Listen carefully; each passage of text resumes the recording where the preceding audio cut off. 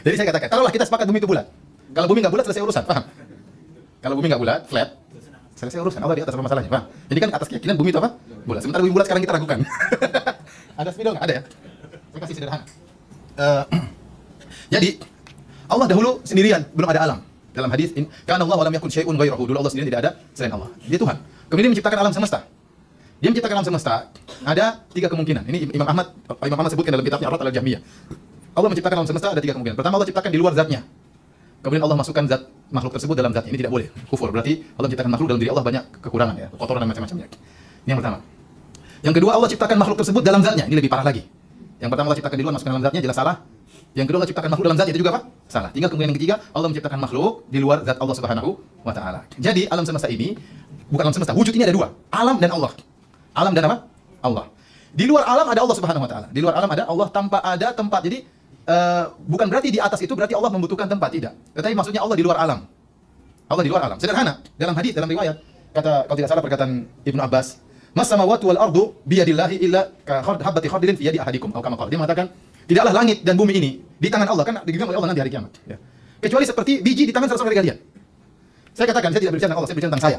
Ini biji taruhlah ya. Saya taruh di sini. Anggaplah ini bumi. Langit dan bumi semuanya di sini. Kalau dalam sini, antum tunjuk ke atas ke bawah semuanya ke arah atas. Paham? Antum di sini yang ditunjuk tangan. Taruhlah saya, tangan ini zat saya. Saya pegang bumi ini. Dalam bumi ini ada antum, ada yang mau di Malaysia, mau di Amerika. Kalau dia tunjuk ke atas, dia tunjuk ke mana? Ke tangan saya. Paham? Dan saya tidak butuh tempat. Tangan ini tidak butuh tempat. Bukan berarti ada ruang hampa, kemudian saya tinggal di ruang hampa tersebut. Tangan ini tidak. Karena selain alam adalah siapa? Allah. Jadi setelah alam adalah Allah, dan Allah sedang tidak di tempat. Tempat itu termasuk dari alam. Tapi Allah itu di luar alam. Antum paham tidak? Paham? Sekarang saya kasih logika sederhana. Inilah alam semesta misalnya. Kata Ibnu Abbas, tidaklah langit dan bumi seluruhnya di tangan Allah kecuali seperti biji di tangan kalian. Taruhlah ini bumi, ente di sini Malaysia, ya. George di bawah di Amerika. Kemudian saya pegang begini ya. Kalau antum berdoa antum ke atas, ke arah tangan saya tidak? Ya. George kalau berdoa ke bawah, dia ke tangan saya juga tidak? Sama aja. Paham? Jadi semua yang ke arah keluar itu ke arah atas. Semua ke arah keluar itu ke arah apa? Atas ya. Jadi jangan pikirkan kalau begitu, George kalau ke bawah berarti ke bawah dong. Enggak, semuanya ke arah Allah, ke arah atas. Karena Allah di arah atas, di luar alam semesta. Dan kita sepakat para penduduk dunia kalau mengukur ketinggian di atas permukaan laut. Assalamualaikum warahmatullahi wabarakatuh. Alhamdulillahirabbil alamin wa sallallahu ala sayyidina Muhammadin wa ala alihi washabbihi wasallam, amma ba'du. Pada kesempatan yang kali ini kita akan membahas Firanda lagi ya. Ini nggak habis-habis. Saya ini sudah punya list banyak sekali itu tentang perkataan-perkataan Firanda. Ya kalau misalkan bosen komen di bawah ya. Bosen jangan bahas Firanda terus gitu. Udah tahu kepekokannya bagaimana. Ya sudah, kalau sudah begitu. Cuman kalau orang itu ya, kalau dari awal sudah tidak memiliki aturan-aturan untuk berpikir, ya akhirnya dia itu memiliki metodologi berpikirnya sendiri, dan itulah yang disebut berpikir dengan hawa nafsu begitu. Karena memang tidak ada metodologinya. Kalau misalkan kita nanti bertemu gitu ya sama Firanda, coba tanya, Firanda, bagaimana kamu itu cara menyusun perkara dari yang sudah diketahui menuju kepada perkara yang tidak diketahui begitu? Atau bagaimana cara kamu itu berpikir ya dari mulai mentarif, mendefinisikan sesuatu, bagaimana cara kamu, metode kamu di dalam mendefinisikan sesuatu, dan bagaimana cara kamu menisbahkan satu perkara kepada perkara yang lain sehingga perkara itu sah disebut benar atau salah. Dia nggak bakalan punya ya. Nah itulah mantik di situ gitu. Nah ini ada yang lucu dari perkataan dia itu. Jadi hubungan antara Allah dengan bumi bulat. Kata Firanda itu, tidaklah langit dan bumi di tangan Allah itu seperti biji di tangan kalian. Dan Firanda ini menisbahkan perkataan ini kepada Ibnu Abbas. Nah, apakah Ibnu Abbas benar berkata seperti ini? Kita musalamah lah ya, Ibnu Abbas itu berkata seperti ini di dalam bahasa Arab, ya, bukan di dalam bahasa Indonesia. Karena kalau di dalam bahasa Indonesia itu kadzab, pasti bohong. Dan Firanda nggak nyebutin bahasa Arabnya. Nah ini harusnya ya kalau ahlul hadis ini mengatakan seperti ini, itu harusnya pakai adab ya. Jadi kalau misalkan menukil hadis sebagaimana lafaznya yaitu di dalam bahasa Arab, kemudian dinukil sebagaimana adanya dari rantai yang terdahulu, ya sudah itu katakan qala Ibnu Abbasin begitu. Tapi apabila diterjemahkan seperti ini harusnya pakai adab. Ya, Qala Ibnu Abbasin bima fahimtu, begitu. Telah berkata Ibnu Abbas dari apa yang aku fahami. Ya, atau bimakna, dengan makna, begitu. Berarti kan itu mah pemahaman kamu atas perkataannya Ibnu Abbas, bukan perkataannya Ibnu Abbas. Nah, yang lucu karena si Firanda ini dari awal dia sudah mujasimah, kemudian mengatakan tidaklah dunia ini atau alam semesta ini di sisi Allah kecuali seperti biji sawi di tangan kamu, begitu. Terus dia itu bikin contoh, ya. Jadi contohnya bukan pakai biji sawi, tapi contohnya pakai spidol. Jadi spidol dipegang gitu ya di tangannya, kemudian semua di arah itu ke atas, ya, semua arah itu ke atas. Nah, lucu nih. Ini kita bahas dulu satu-satu ya. Perkataan Firanda di awal itu, Allah itu menciptakan alam hanya dua kemungkinannya, imma di dalam dirinya atau di luar dirinya. Nah, apabila Allah itu menciptakan alam di dalam dirinya, itu tidak mungkin, kata dia begitu. Alasan tidak mungkinnya apa? Ya nggak tahu. Ya, kenapa kok dia bilang tidak mungkin? Nah, mungkin dan ini pun menurut kita Asy'ariyah Maturidiyah itu salah. Ya, alam ini bukan di dalam Allah. Nah, jadi kemungkinannya kalau kata Firanda itu di dalam itu tidak mungkin, tidak di dalam tidak di luar itu tidak mungkin, karena akhirnya tidak akan ada alamnya, maka pasti alam ini di luar Allah. Nah, kemudian dia itu mengibaratkan tadi alam itu di dalam genggaman, begitu ya. Nah, apakah ini pemahaman yang benar atau pemahaman yang salah? Kita lihat dulu sedari awal ya. Kalau sedari awal orang itu sudah mengatakan bahwa Allah itu berdimensi. Ini kan kita suka mengatakan Allah bertempat, Allah beruang, ya, bukan beruang hewan itu. Memiliki ruang. Ruang itu apa sih sebetulnya? Nah, ruang itu sebetulnya kan amrun i'tibari itu. Ya, amrun i'tibari itu suatu konsep yang kita pakai. Jadi kalau misalkan kita lihat nih para fisikawan, coba tanya kayak saya tuh kalau fisikawan senangnya dengarnya itu si Neil deGrasse Tyson itu ya, bukan Mike Tyson. Dia itu mengatakan sebetulnya ruang kosong ini tidak ada, ya, ruang hampa itu tidak ada. Jadi kalau misalkan kamu ini ngasih kado, ya, kemudian isinya itu kosong, nah itu sebetulnya isinya tidak kosong kan, isinya udara begitu. Nah, jadi apakah ruang kosong itu ada atau tidak? Ini sebetulnya sebagaimana dikatakan oleh mutakalimin, ruang kosong itu tidak ada. Karena ruang itu dia hanya perkara yang intizai begitu. Jadi di dalam kenyataan itu ada maujud ya. Kalau misalkan kita mau gampang dulu seperti pohon, itu sudah maujud pohon saja. Pohon itu ada. Kemudian kita itu akal kita memiliki relasi dengan pohon tersebut. Jadi kita melihat setelah dipisahkan oleh akal kita itu, kita melihat ada bentuk pohonnya, kemudian kita melihat ada yang mengisinya, yaitu pohon tersebut. Padahal di dalam kenyataannya yang adanya cuma pohon itu. Ya, jadi kalau misalkan andaikanlah Allah itu hanya menciptakan pohon begitu ya, satu doang gitu. Jadi universe itu nggak ada, cuma menciptakan satu pohon doang. Ya sudah, yang ada di dalam kenyataan itu pohon. Sudah itu doang, yang ada tuh pohon. Nggak ada ruang kosong, tidak ada ruang kosong. Karena ruang kosong itu ya amrun intizai. Nah, tatkala Allah itu menciptakan hayawanatik ya, hewan yang berpikir atau di situ kemudian ada akal, baru si akal itu tatkala dia melihat kepada pohon, baru dia memiliki konsep tentang ruang. Jadi ruang ini tidak ada. Ya, di dalam kenyataannya dia hanya konsep pikiran saja. Karena yang ada itu al-mawujudnya itu. Nah, apabila kita sudah paham dari sini ya, Asy'ariyah Maturidiyah kita nih ya Ahlus Sunnah wal Jamaah mengatakan Allah itu tidak memiliki ruang. Tidak memiliki ruang dalam pengertian meskipun itu adalah amrun intizai. Apabila kita ini dikasyaf melihat Allah Subhanahu wa taala, maka tidak akan ada konsep ruang tatkala kita melihat Allah Subhanahu wa taala. Tidak akan ada konsep ruang. Kenapa? Yaitu laisa kamitslihi syai'. Karena kalau Allah itu menempati ruang, maka Allah itu adalah jirim. Nah, sedangkan Allah jirim itu mustahil karena ruang itu dia pasti terbatas. Nanti kita bahas itu ya. Nah, konsep berpikirnya Firanda itu sebetulnya adalah konsep filsafat materialistis ya, materialisme. Kalau zaman saya mama matre kan cewek-cewek itu ya, ada lagunya tuh, cewek matre ke laut aja.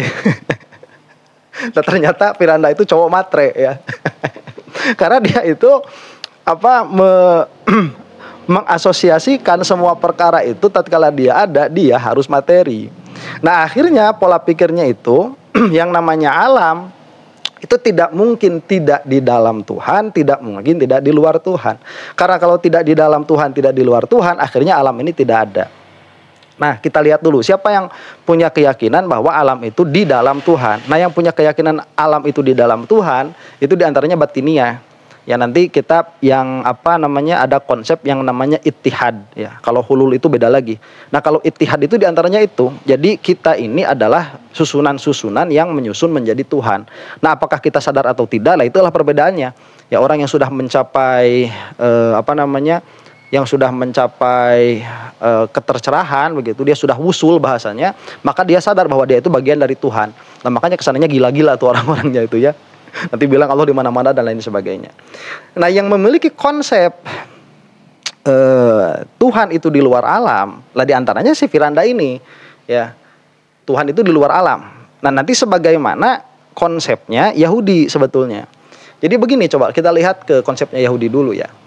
Yahudi itu mengatakan begini, Tuhan itu kan dia tidak terbatas tuh, tidak terbatas. Nah, karena tidak terbatas ini sedari awal sudah diasosiasikan dengan materi, yaitu dengan sesuatu yang menempati ruang, maka bagaimana mungkin kita itu ada apabila Tuhan tidak terbatas? Nah, pada akhirnya disinilah Tuhan itu menurunkan egonya.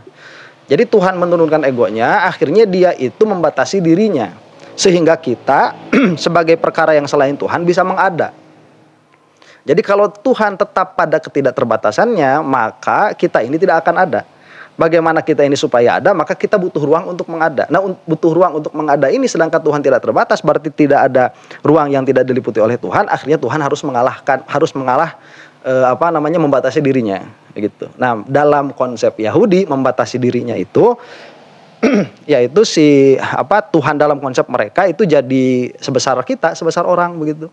Ya, makanya ada film-film yang aneh-aneh kan, kayak Bruce Almighty itu kan. Jadi Tuhan itu bisa pelesiran, itu segede orang aja Tuhan itu. Nah, itu jadi Tuhannya itu mengecil sebesar kita. Nah, itu konsepnya Yahudi. Saya nggak tahu ini apakah konsep mainstream atau bukan. Cuman saya pernah mendengar seorang rabi berkata demikian gitu ya.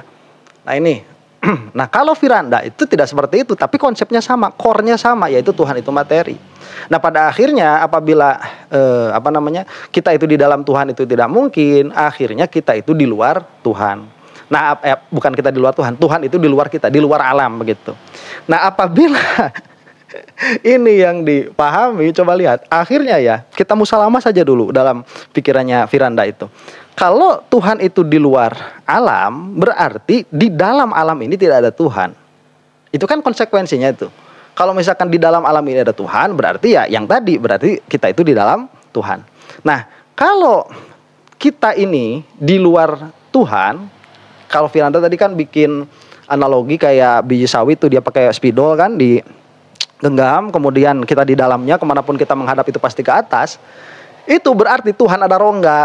Ya, jadi Tuhan berongga. Ada titik mau sebesar apapun itu ada batasnya.